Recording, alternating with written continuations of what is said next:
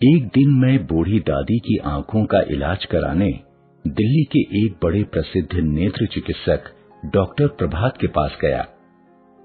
लगभग अंधी हो चुकी दादी को सहारा देते हुए जब मैं डॉक्टर प्रभात के कमरे में पहुंचा तो उन्होंने मुस्कुराते हुए दादी का स्वागत किया। आओ दादी अम्मा, कहो क्या तकलीफ है? दादी ने कहा, कोई तकलीफ नहीं बेटा, बस बुढ़ापे की मारी हूँ। बुढ़ापे में नजर कमजोर हो ही जाती है। पर मैं तो आंखों का डॉक्टर हूँ दादी अम्मा, बुढ़ापे का इलाज मेरे पास कहाँ? डॉक्टर प्रभात ने हंसते हुए कहा।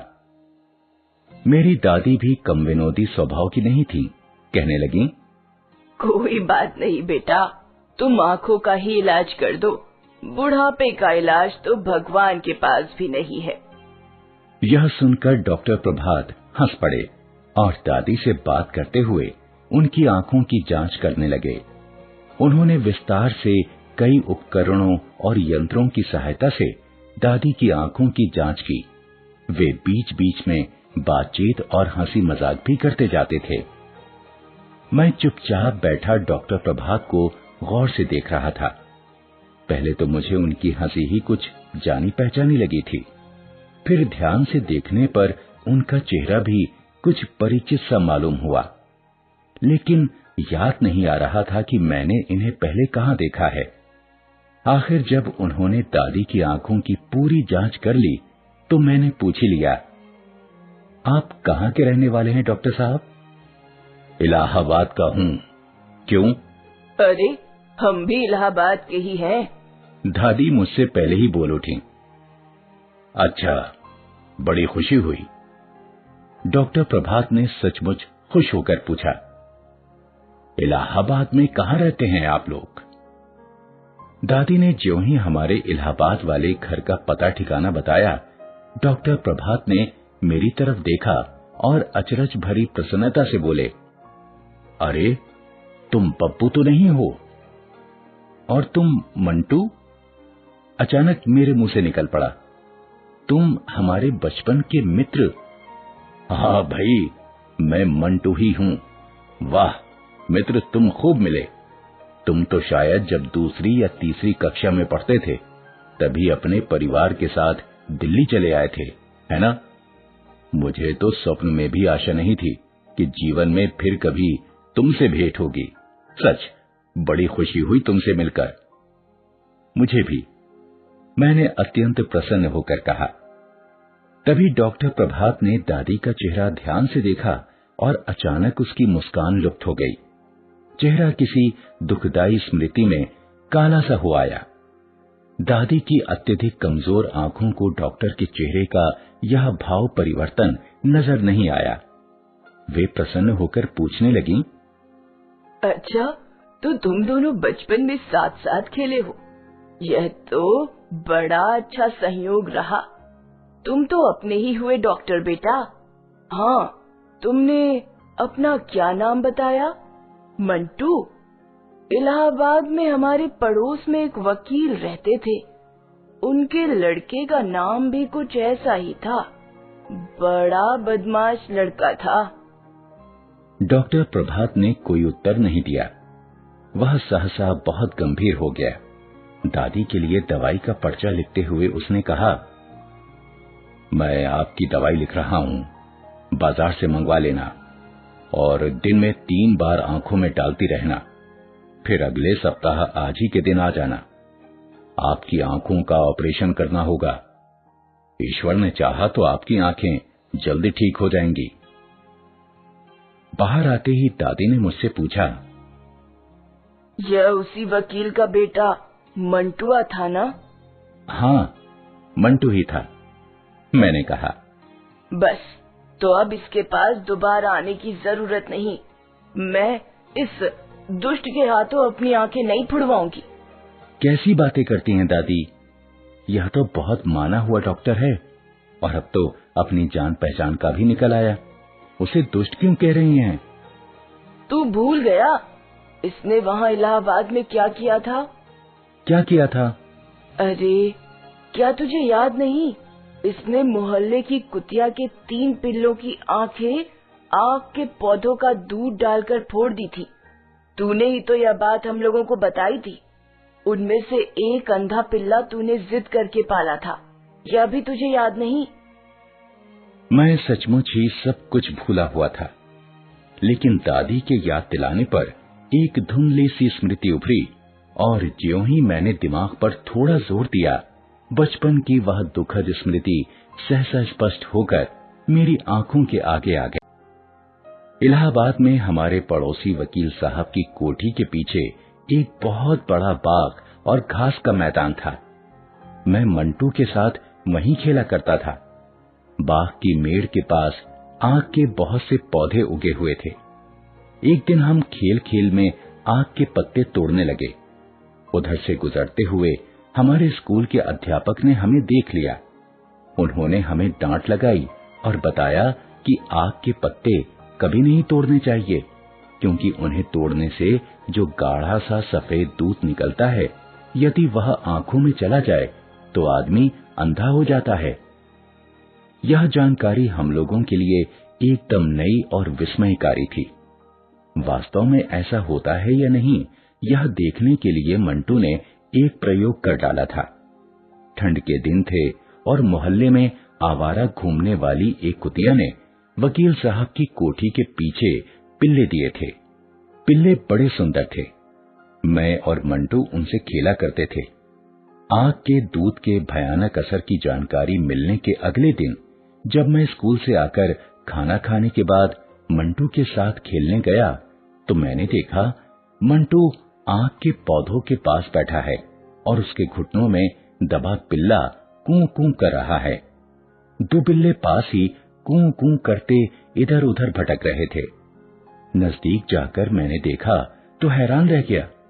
मंटू आग के पत्ते तोड़ तोड़ कर उनका दूध पिल्ले की आंखों में डाल रहा था। यह तुमने क्या किया बेवकूफ? पिल्ला अंधा हो जाएगा, मैंने चिल्लाकर कहा। मंटू ने उस पिल्ले को रख दिया और बोला, मैंने उन दोनों की आंखों में भी आग का दूध भर दिया है। अब देखेंगे ये अंधे होते हैं या नहीं। उस गाढ़े चिपचिपे दूध से तीनों पिल्लों की आंखें बंद हो गईं। कुछ दिनों बाद आंखें तो शायद खुल गई थीं, लेकिन वे अंधे हो गए थे। मंटू के इस कुकृत्य की जानकारी केवल मुझे ही थी। मैंने उसे उन प्यारे प्यारे पिल्लों को अंधा बना देने के लिए बहुत बुरा भला कहा था और वकील साहब से शिकायत करने की धमकी भी दी थी।